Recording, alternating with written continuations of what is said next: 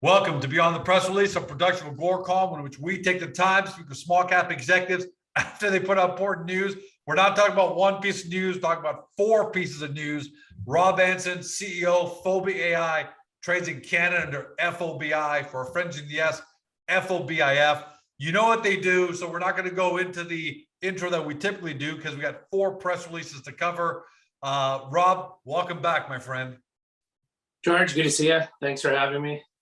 Love having you back. How are things going at FOBI in general before we kind of get into this? Last time we spoke, you said, George, we're cutting off all outbound marketing because we've just got too much coming in on inbound and too much on the plate.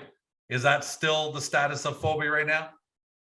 Yeah, we've been pumping things out, new products, as you've seen, and new implementations and use cases and stuff. So now things are going very well and exactly how we figured they would start the year. And we're seeing a huge transformation. I'm very excited to see the lift of a lot of the restrictions and whatnot with COVID and management, and all these convoys are quite something. I mean, it's pretty spectacular when you see what's happened and what's going on in Ottawa and the revolt and change. Change is always good, and leading in digital transformation, exactly what we do. So it's kind of another matrix moment. All right. So before we get into some of the press releases, I retweeted a tweet last week. It was from David Phelps. It's up on the screen, so everyone will see that. It was a pretty successful two-time founder, big Web3 guy, really knows his stuff, big following on Twitter. And he said, and people can see it on the screen, 5 years from now, 90% of our time will be spent on one app, our wallet, right? I mean, you've been talking to us about wallets and where they're going to go and why you've been so aggressive in acquisitions and deployments, right? Now it's always great though to hear from somebody else, right? Who may not be talking his book, because someone can always say you or I are talking our book at the end of the day. How prescient is that statement? 90% of our time we spend on one app, our wallet, and kind of put people into the framework, because I still don't think people have their mind wrapped around it, how important the wallet's going to be to their daily lives. Well, I would disagree. I think it's going to be 100%. I mean, quite honestly, because the wallet acts as a gateway. And this is, as you've seen, the microservices of which we build off of the native iOS and Android functionality. It's the interoperability that's going to connect all of our interests, all of our verified credentials, from passport to driver's license to insurance, as you see that we're doing as well. It's going to be access and entry to venues and offices. I would argue it's even higher than that, George. So apps on the way out for the most part. I mean, apps aren't going to go away. You're still going to have your Facebook app and Twitter app, and obviously, but I've seen app exhaustion, right? Yep. That's why the wallet is where people are going to say, look, I just want to do everything from one place. I get everything there, and it knows me at the end of the day. So I'm not running 100 different apps. Yes. The user adoption, appless is everything to us. I mean, this is the key to onboarding people, the web-based solutions. It really is the way of the future. I mean, it's great. I've been preaching this for the last 2 years with you. But it's becoming mainstream. We've seen what Apple and Google continue to push out, and we see where the world's going from, digital identity, right across the board. So we're well positioned, George. We're still continuing to lead in the wallet pass sector. And it's very interesting to see now that some of the larger groups are really starting to appreciate what it is that we do and taking interest in our productization of the various innovation that we've developed from R&D now, as you've seen with PassPro and FanPass. It's truly limitless, the potential for this. And you are right. David is right. It will be everything that we do own, and everything we do utilize will be wallet driven. And more importantly, you're hearing that from your clients, prospective clients, everyone that's at the table, everyone that's incoming? I mean, have you seen a shift? Because even though we knew it was coming, are you seeing a real shift in attitudes towards the wallet where enterprise clients are saying, yeah, I got to get away from apps. I got to get away from this multi-platform compatibility and all, and hardware, software. Just create a wallet solution for me. Are you seeing a big change in attitudes at the enterprise level? Because that's the key, right? It is the key, but it's not really about elimination. Our wallet supports their existing infrastructure. These organizations have spent millions of dollars on building out their app and managing their app and product releases and whatnot. We have ways now to connect the wallet experience to the app and vice versa. So that becomes very powerful when we look at experiential stuff. Explicitly that connectivity and interoperability amongst the two is key. People don't like change. Change is slow. You see some of these legacy industries and grocery and liquor retail and convenience running on old legacy systems still. People aren't usually comfortable with change. Change is coming. Those who adapt and embrace the technology will become the leaders. And yes, we are seeing a big shift in mindset. And in any transformation, George, it's those who embrace win, those who resist become irrelevant and disappear. Well, and look, just the 4 press releases alone in the last 2 weeks say a lot. So I'll just kind of go through the ones I find. We'll go through them, but the first one I want to talk about is FanPass. Right, so you released new digital FanPass, which is, I'm reading off here, to provide professional athletes, entertainers, influencers with a new appless means to connect. And it's not just an idea. You're launching the first one partnership with Adam Hadwin, a top Canadian PGA golfer. Given the fact that most celebrities, I'm sure the biggest ones have their apps. Most celebrities, athletes, entertainers, they don't really have, or they're not really active with apps. How big of a sorry for the development is this, that you're going to them and saying, okay, we're making it easy for you? And what do you expect adoption to be like, given the fact you got a top guy like Adam signing on? Yeah, I mean, there's a few parts to this. I mean, yes, some of the groups, or artists, musicians, however you want to put it, they have their own app, right? But it's the same side of it.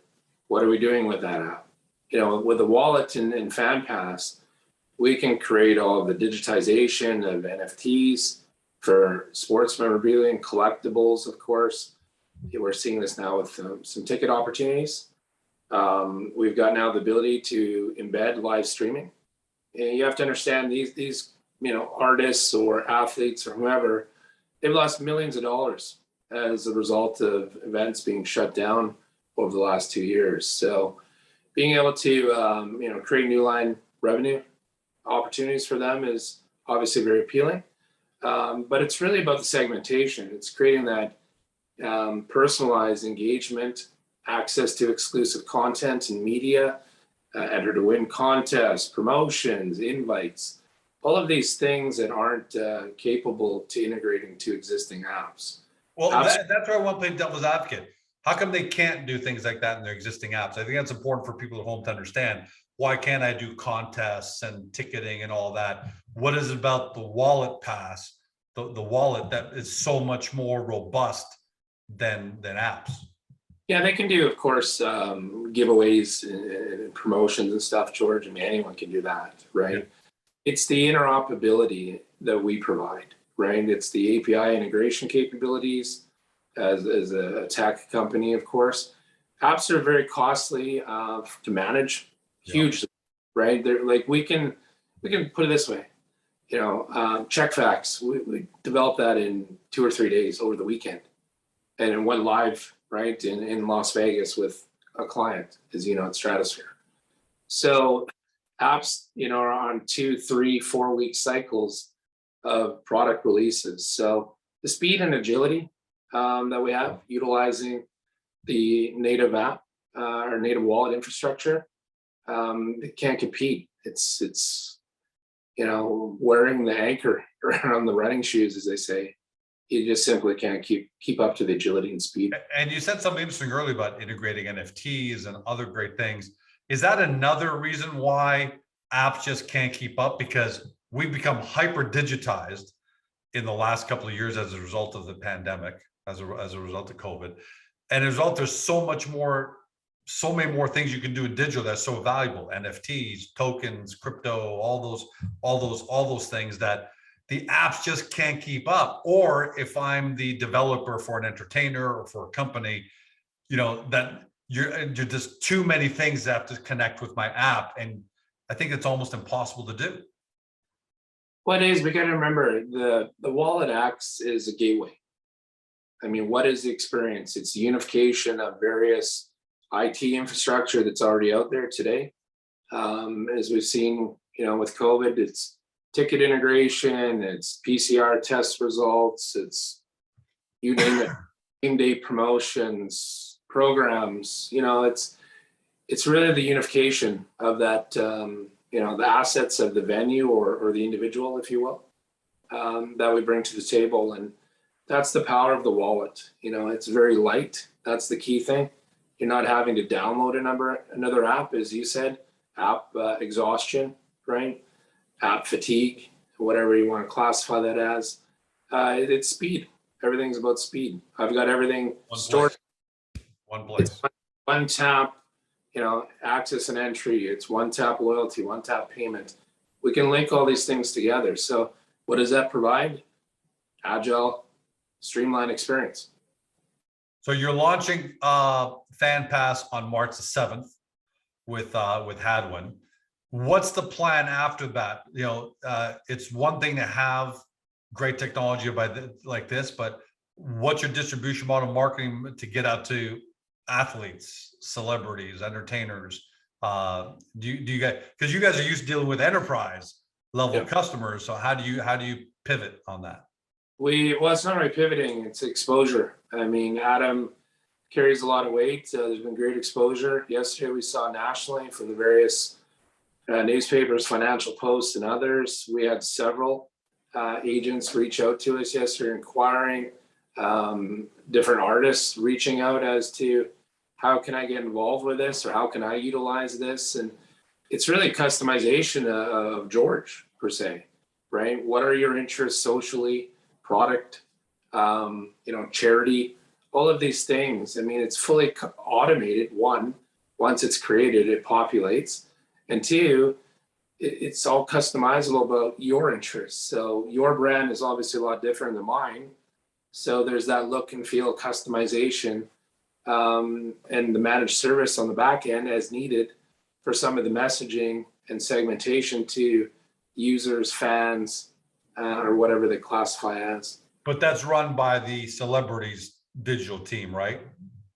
I can, or we have the managed service. Understandably, a lot of these, artists and that, they don't run around with BI and engineer teams. So the managed service element here is pretty big. The CPG manufacturer element will become a very large part of it. Sponsorship. It's that it's not just the event; it's the pre-event and post-event communication is really the key for sponsors and for CPG brand manufacturers that are running activations.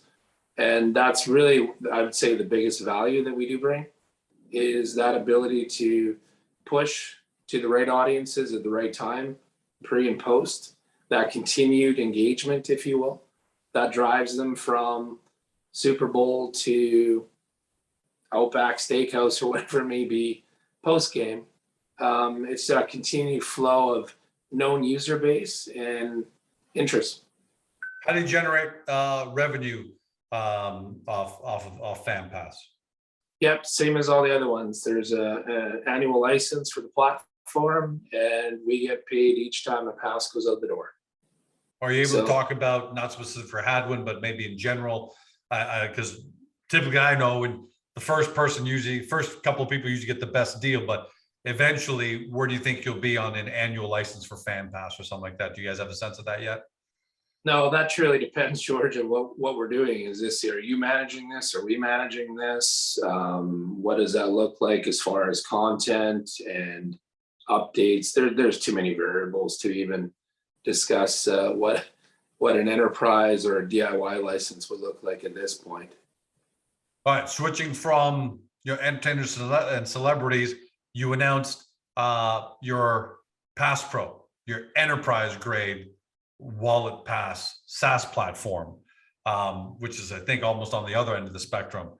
Tell us about what that is, because obviously, look, there's a lot going on in these press releases, and we're all just kind of wrapping our minds around wallets to begin with, let alone enterprise grade SaaS platforms.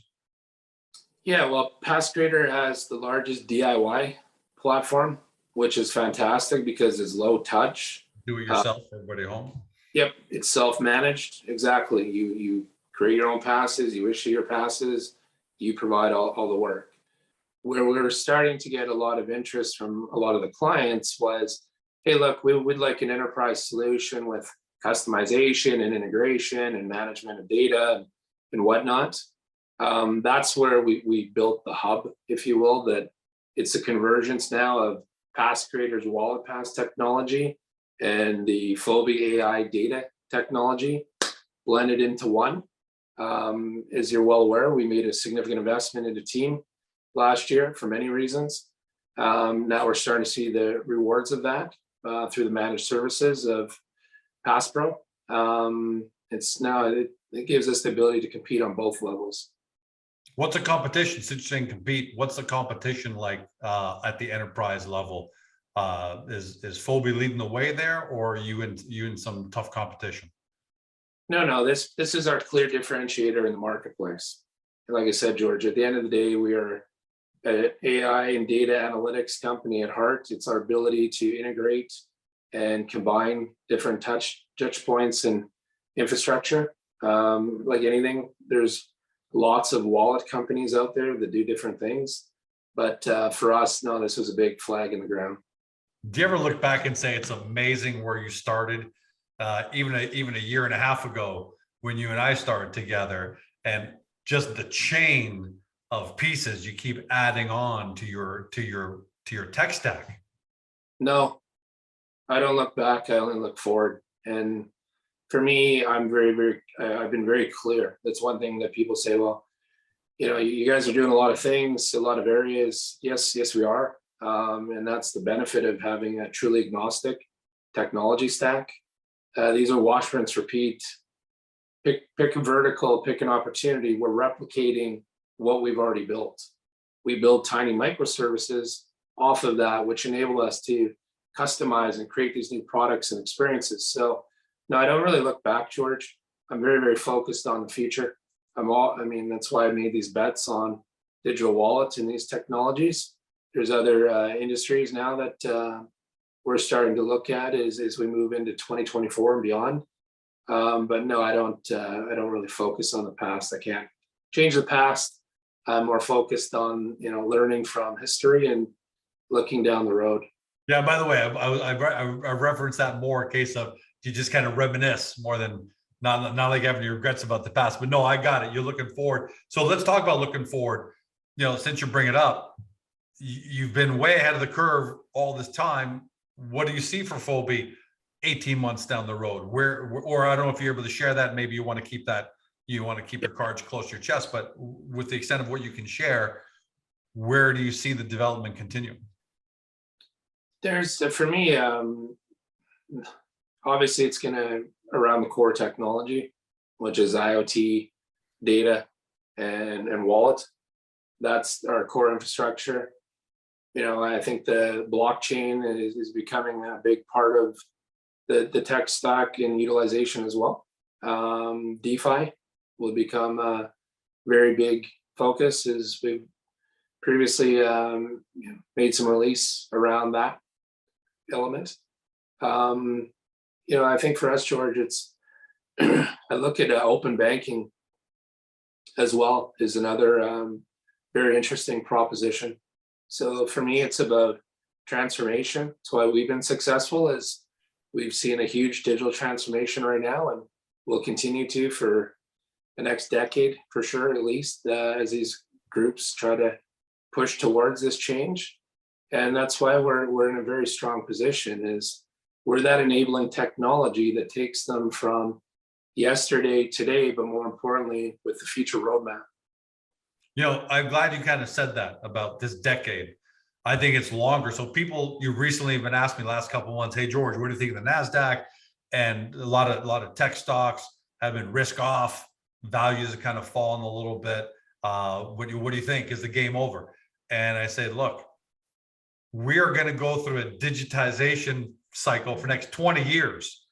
So looking back at what happened at the end of 2021 and beginning of 2022 is going to be irrelevant, because we're going blockchain, we're going NFT, we're going metaverse. Data is going to, digital identity and data is just going to multiply to the, until it's most granular of granular, until you know somehow that I drank this, you can't see it, this bottle of water. You know, I mean, until we get to that point where everything's digitized, I don't worry about today. And I guess you're kind of echoing that, Rob. Yeah, is it over? That's comical. That's a good one. No, George, it's just beginning. Like, this is the exciting part, and I'm not just talking about FOBI. I'm talking about this new digital transformation across all of these different disruptive offerings, and it is just beginning. You know, you look at someone who I have a lot of respect for is Doug Schweitzer from Alberta. And, you know, when you see the tech scene in Calgary, I mean, it's absolutely amazing where they've come from in the last 3 years, when the province has invested so much into the tech support and infrastructure there, and the AI and blockchain and all these different sectors you mentioned here. Tech's never been stronger. It's really just beginning. And when we start to look at now the convergence of the DeFi space, to really the real world, I call it, if you will, that bridges that gap of future innovation and disruption, and that we're looking to play a very, very big part there. So yeah, I'm truly just exciting to me. I mean, markets go up and down. I mean, they go in cycles and daily, weekly, monthly. People, I mean, I think their blood pressure would do a lot better if they just shut their book and not look at the stock price every 5 minutes and worry about the markets. And that's the problem. Everything now is about short-term reward. And well, that's why conversations like this are so important, right? It's up to us to provide some perspective, not financial advice. I want to be very clear for everybody, but it's very important for us to provide perspective. And for me, I'll tell, just look, and I left law, successful family business 25 years ago. Almost April's going to be 25. People thought I was crazy, but I just saw where tech was going. I said, I got to be a part of this. And it was the best decision I ever made. So today when people ask me, hey, George, what do you think is going on? I say, guys, the transition we saw from the real world to Web 1 back in the late 90s, which was a blow away. Hey, suddenly this guy named Rob could sell clothes and compete with, Hudson's Bay. Nobody believed that, and it happened. I think the transition now, the next 10 years, is going to be 5 times crazier than what we saw in Web 1. So I don't worry, but I just want to make sure the companies that I'm involved with, their business plan is intact and moving. As long as it's intact and moving and progressing, then I don't worry about anything. No, we're moving. And on that note, a vertical that you entered, because earlier on you said we're taking our tech and we're entering verticals.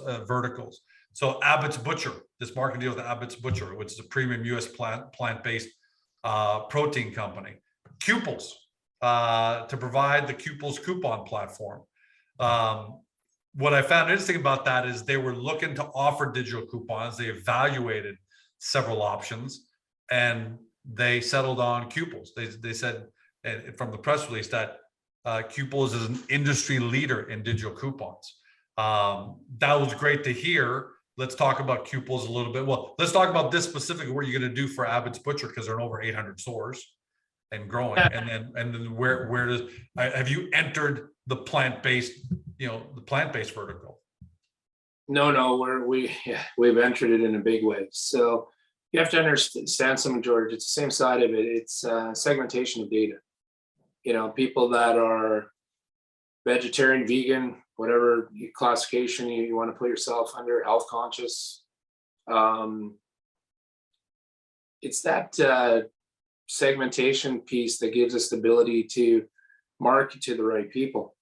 Obviously, if I'm vegan and I'm walking through the checkout or send promotions in there for, pick one, pork chops, ribeye steaks, whatever, it becomes a little offensive, and obviously it's a detriment to the retailer's brand. So the ability to break down and target to the right audience, we've built a huge base now of users that are looking specifically for those promotions and manufacturer discounts and stuff. So now it's becoming a very big part of the Qples business, and the whole 8112 element of the integration. As I talked about future, it was 8110 now to 8112. Qples is that hub and gateway. For those that haven't seen our WebEx that we did, go back, take a look at Randy and Eddie, CEO of Qples, did an amazing job. Eddie's solo, I think, Mike today. So the WebEx will give you a lot of insight around that new transformation, and that was the key for my acquisition of Qples. As companies are looking to move, they look to hold a hand, and Qples is that big hand that enables them to walk across the bridge. So you're going to see a lot more to come from Qples in the next bit here around some of the largest manufacturers. Let's talk about how this is going to roll out, so we can give people a sense for how this marketing deal is going to work. They're in over 800 retail and food service locations across the U.S., including Whole Foods. So does Abbotts Butcher go back to those retail and food service locations and say, hey, we want to implement our, how does it work? How do they get their partners to work with them on the Qples implementation? Yeah, so as part of the Qples deal, we have the Grocer Coupon Network, GCN. So as the same side of it, it's a media buy, right? You go on, you register, you go on, you get all of your promotions now. You can pick 5, 6, 7 different promotions. And with the back end now that Qples is built, you now have one barcode. All of those promotions are unified, if you will, into a single barcode. So I walk up to the till, I'm not having to go swipe, or pulling out these paper coupons. It's a single scan of a barcode, and those are all attributed back to on the back end for clearing. So it's a leading technology that these guys have built. And like I said, the public here will get to learn a lot more about Qples and the technology and the customers as this is about to ramp up in a big way. Yeah, I was about to ask. It sounds like Qples is maybe getting to that ramp up point. Does an announcement like this just get the phone ringing from both other plant-based food companies? Because obviously they all follow each other, so they must. I'm assuming somebody saw this, said, "Who are these FOBI guys? What's this Qples thing? Let's call these guys."